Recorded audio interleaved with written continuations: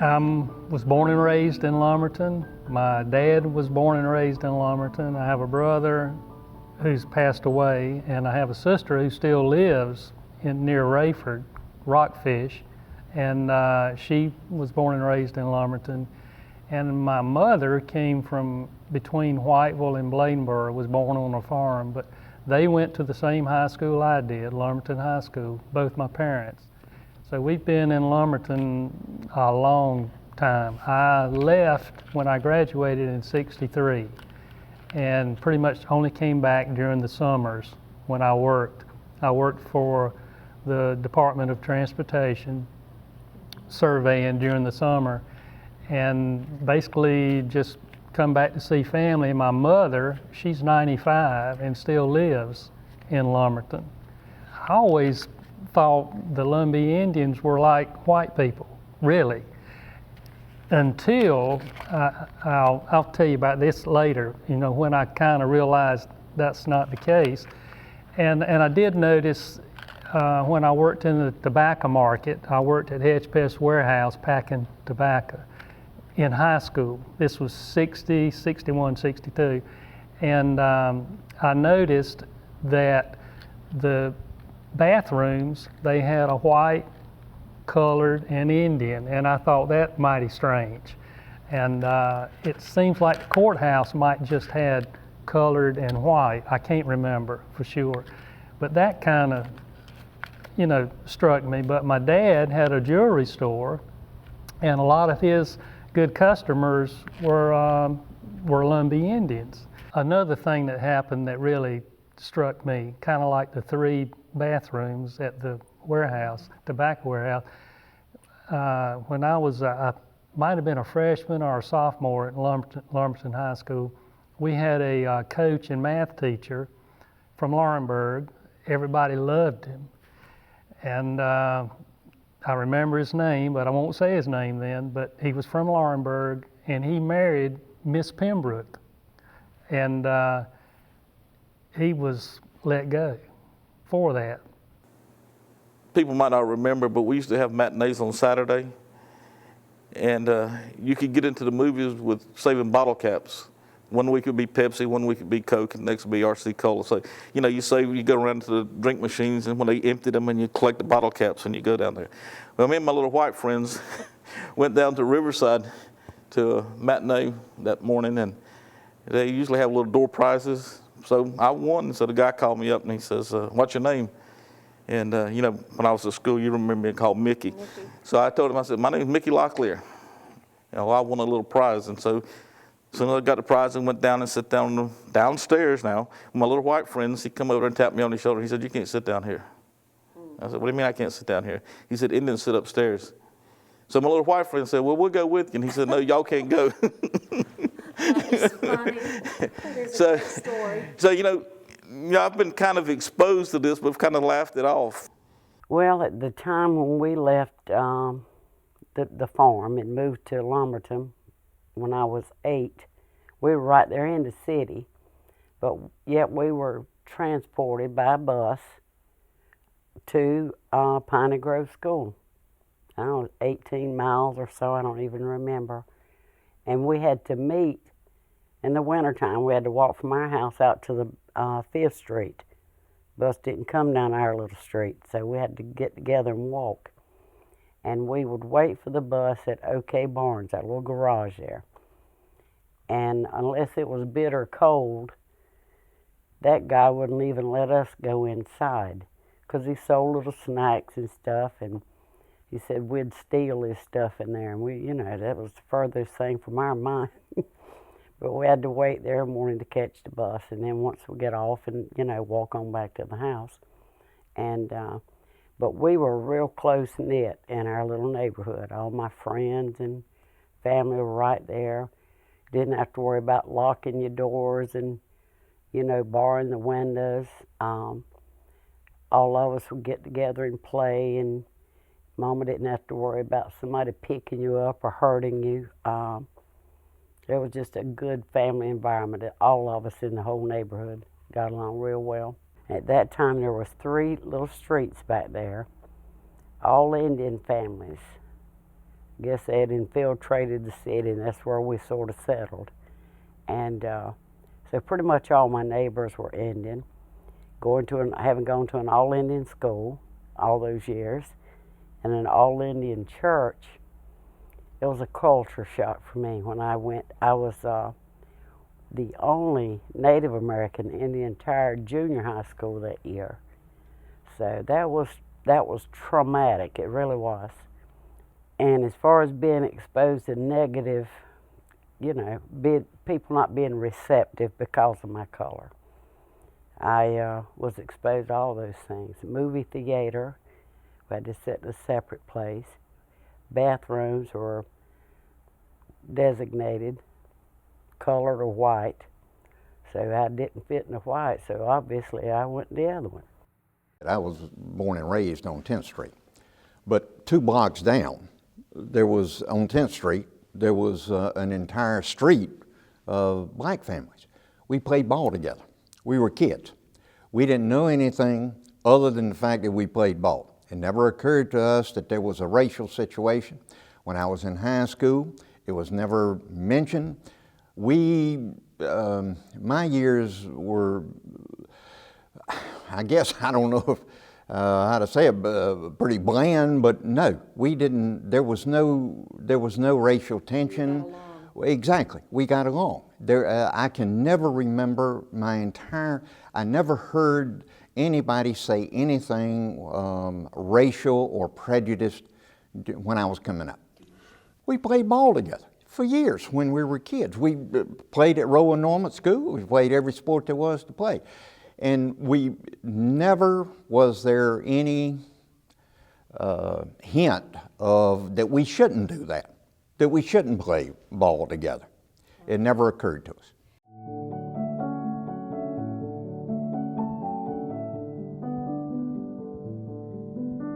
It is a fact that most people don't realize.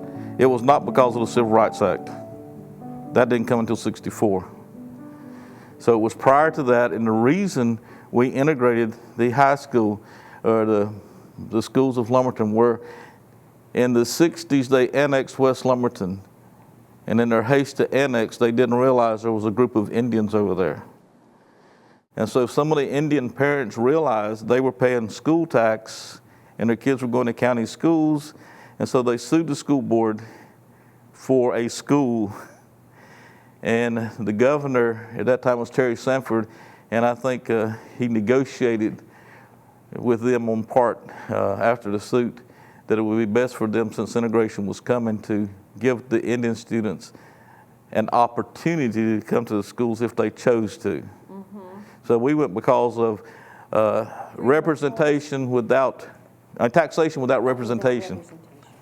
So that's how we got there. Well, I grew up knowing that I was an Indian, and my parents taught me to be very proud of that. And we lived on a farm. I started to first grade, second and third grade at Magnolia, and then my parents retired and we moved into Lumberton. So my father built a house in the town of Lumberton, and we had neighbors that were white, and I played with these children as a child, but I went to a different school. And going to a different school, to Magnolia, to stay there, we had to travel across town. So we moved when I was in first grade. So for first, second, and third grade, we were taking the Lumberton city bus into the town of Lumberton, and there we picked up the school bus that took us to Magnolia. And back again in the afternoon, they would take us back to the town of Lumberton, where we took the city bus home. And each way was 15 cents to ride the bus for the city, and then we rode the bus to Magnolia. Now, who paid the, did the city? My parents. My parents paid the 15 cents. My parents paid the 15 cents each way for each of us, and there were 4 of us at that time that was going to Magnolia School. But in the meantime, my parents were paying city tax and they were paying school tax.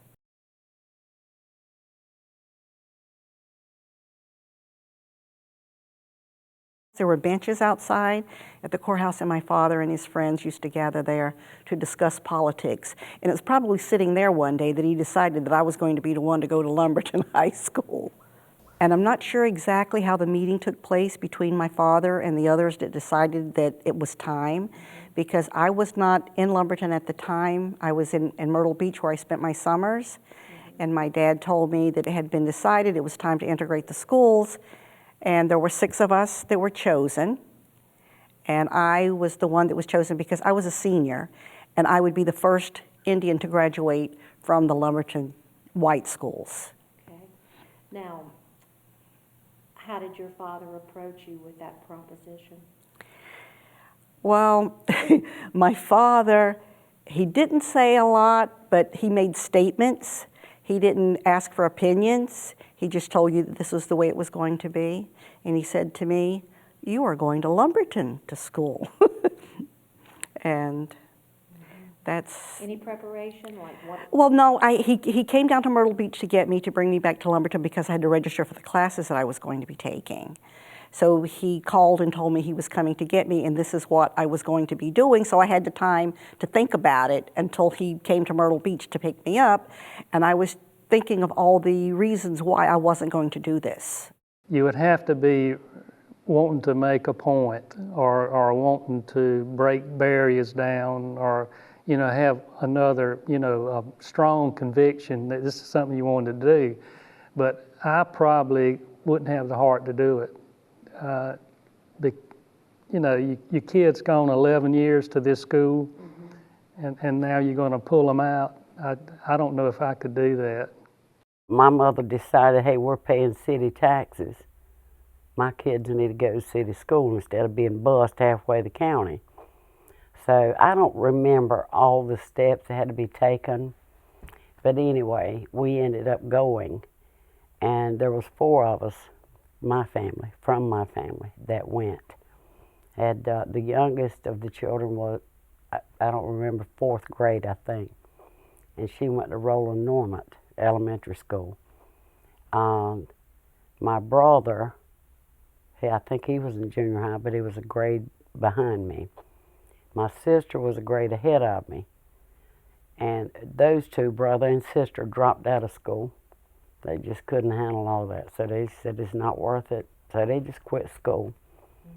And so it was a little bit tough. But yeah, there was plenty of problems on the bus. People fighting me and breaking my glasses and that sort of stuff. So I had to be tough. But my mother protected us as much as she could. She was like a fierce mother hen, and we were her biddies, and she was just a delightful mother.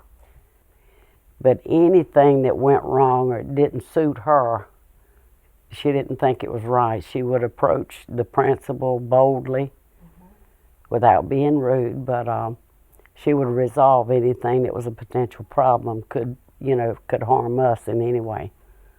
So. And it sounds like she was a very involved parent. Yes, she was. Yes, she was. And they respected her.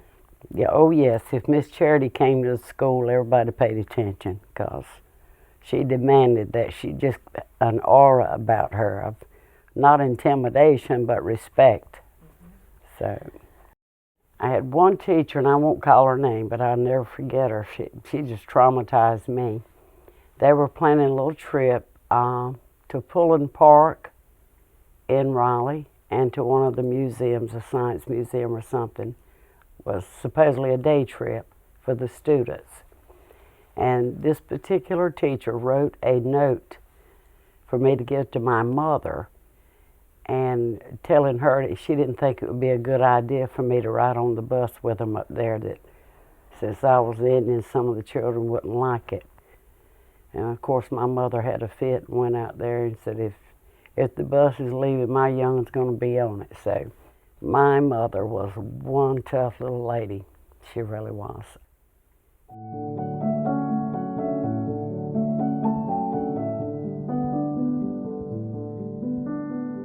Angry, nervous, anxious. I really didn't want to do this. All my friends were coming back to school at Magnolia, and I hadn't seen them for the whole summer, and I would have been happy to go back. As always, when the first day of school is, you're always happy, and you're, to see everyone, and you're telling their whole summer stories and everything. But I knew that I wasn't going to experience that when I went to Lumberton because I really didn't know anyone there. It was going to be a totally new experience for me and new people. And I really didn't know how they were going to react to me. And my father prepped me for, you just go in and you, like you always do, because I've never been a shy person. So I was comfortable with the fact that I was going to go. And I didn't really think that I was going to have an incident because I had friends when I was growing up there. They had moved away since, but when I was growing up, I had friends that were white, and we didn't think there was a difference. We were just children playing together. Mm-hmm. So I assumed that it was going to be that way also when I went to Lumberton. There were no incidences as far as the children being rude to me or anything like that. I guess maybe what happened could have probably been worse than that because pretty much they ignored me. Mm-hmm.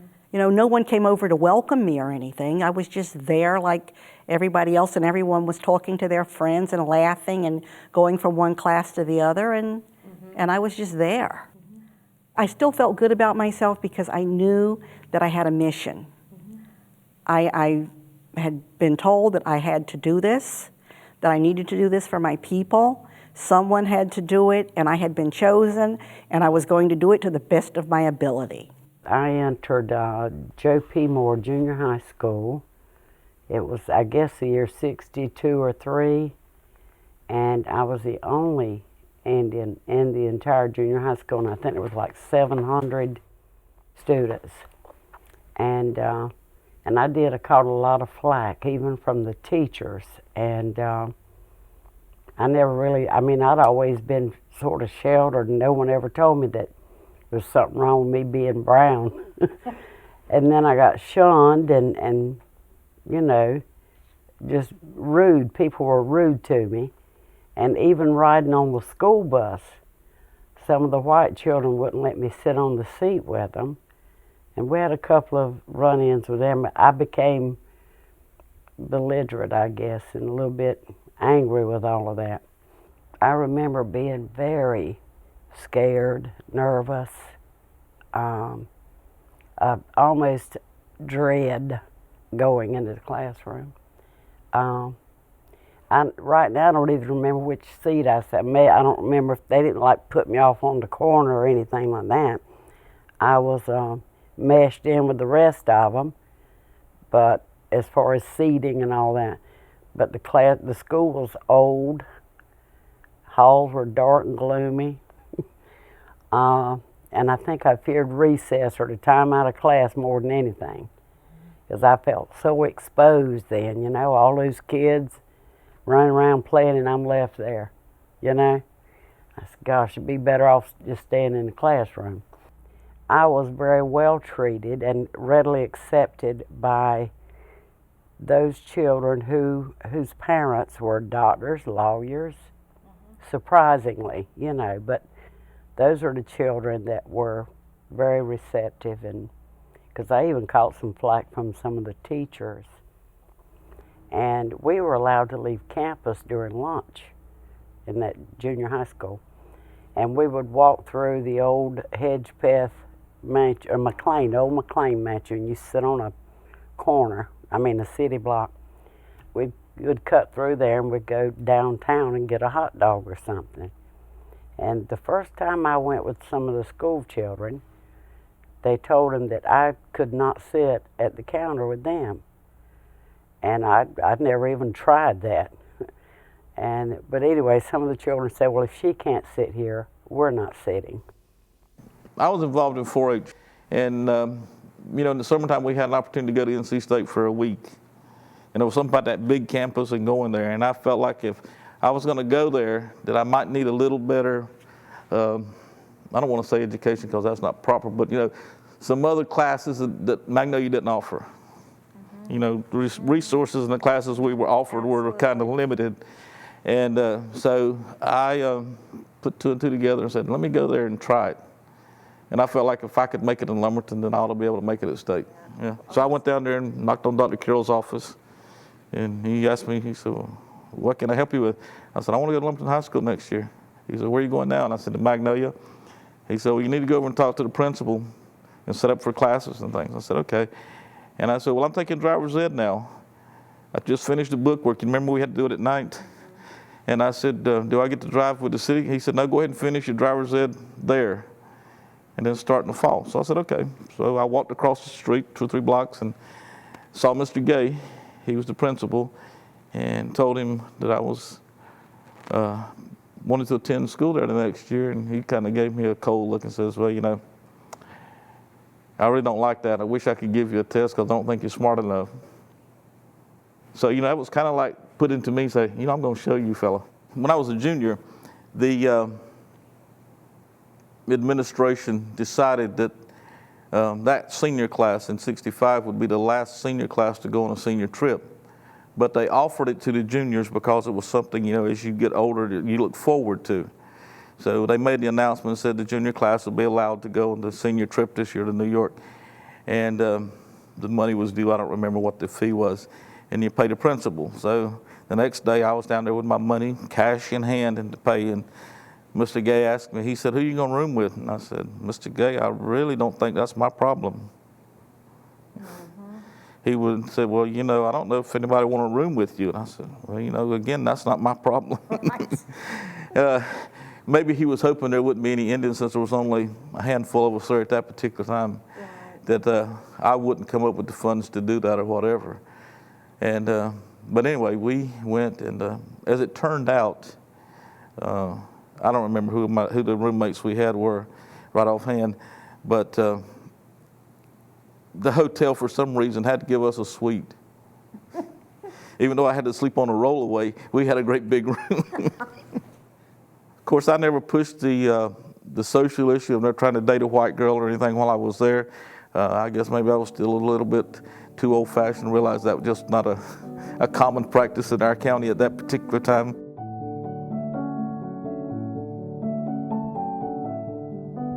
As soon as I went into my English class and the teacher started to teach, I knew that I was going to have a hard time. But I had decided that I was going to do this, and I was going to be a good student at whatever sacrifice I had to make.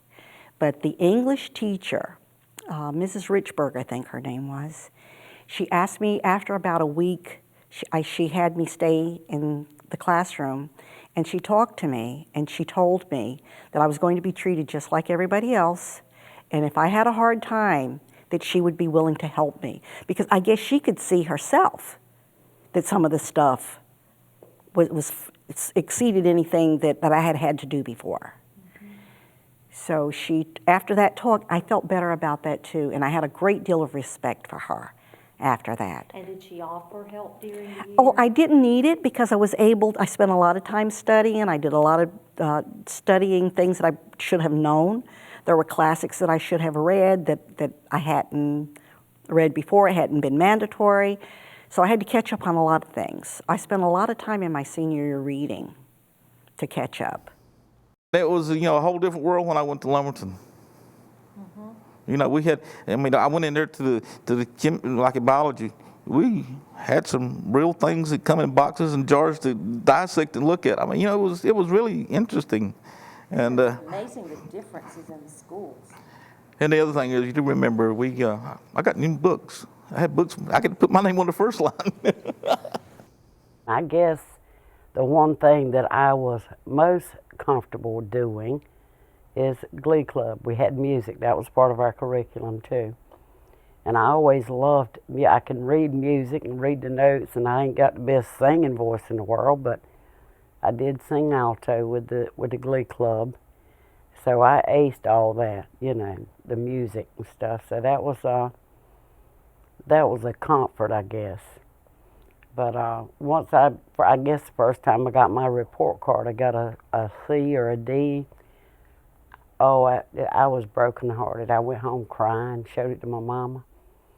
She said, well, you just got to try harder. I wanted some sympathy. She said, you got to try harder, so. But when I started to school there, they put me in academic classes that I knew nothing about. So I don't know if they used a different curriculum than we had been exposed to in the all-Indian school, but it was extremely demanding, and I couldn't keep up. So my grades started slipping, and I got frustrated with that for a while, and then I just thought, okay, I'm in this, let me make the best of it. I got to work harder to attain or achieve what I want to do. So instead of giving up, it made me fight.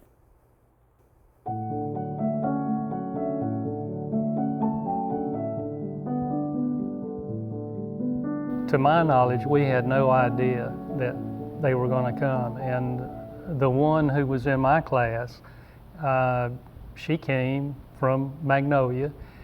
And to me, it was a non-event. And there were two more girls who came. They were like sophomores. And this girl who came in my class, it was the class of '63. We had no blacks. I never went to school with a black until I went to college. And to me, it was pretty much a non-event. I only knew her to speak to her, and then since then, when I met her not too long ago, she commented that when she came to the school, she didn't feel like she was, you know, a part of the group. And I told her, I said, you know, I went to school with everybody in my class from kindergarten to the 12th grade, and very few people moved in to Lumberton then. So everybody I knew, and I said, you were like a new person to come in. That's kind of natural. But she said she was treated well. Everybody was kind to her and friendly. Mm-hmm. And I would speak to her. But that was pretty much it. And I can understand the school could be kind of cliquish. There were cliques, and then there were more than one clique too. During my entire high school, I never heard the word Indian. I never knew that anything about Indians. It never came up. It was never, the word was never mentioned. And it's my understanding now, and in fact I think you told me this, that Rita Emanuel, she was as sweet as the day is long. We loved her to death, had no idea, and didn't care. Had no idea that she was a Native American. It never occurred to any of us, and again, we didn't care. Those type things, I never heard the first thing about integration or anything, or somebody is coming to our school the entire time I was in high school. Never heard anything. We were just people. It never occurred to us that were you a nice person? That's all when we were growing up. It just never, that sort of thing just never entered. We never thought about it, or at least I never thought about it. And my friends never thought about it. I can honestly say, you know how friends say, oh, by the way, did you know so-and-so is so-and-so? That was never said. I never heard that coming up, never. And my friends or cliques or whatever you want to call them in school, never heard anything like that. I can honestly say wherever we came from when I was coming through high school, it was 4 of the most enjoyable years of my life. We never had any tension whatsoever. We were all very collegial. We just never, nothing like that ever came up. And frankly, I'm glad. Why? Because I'm not sure that I would have enjoyed hearing somebody say, well, did you know so-and-so is this? Because I would have said, well, so what? Are you a nice person? Since I was put in the position where I had no choice, I was doing it, and I think that I probably would have gotten over that resentment. For that year, even near the end, I was more relaxed. But I think by the time I would have gone into the other grades, I would have probably had friends, and I would have joined other activities, and I would have assimilated better. I feel like I was sacrificed To pave the road for anybody else that wanted to take that road. It was wide open then. Yeah. We went through the wilderness and did all that fighting and just paved the road so that everybody could just step on the road and walk without any hindrance. But today, as far as race relations, I think that sometimes we spend too much time talking about it. We make a big deal out of it. That's an interesting thought. You know, being Indian to me was not so much a race as a community. Thank you, Dad. It was a changing point in my life, and I think that I'm who I am today because I made that change. Had I not made that change, it opened up a whole new world for me.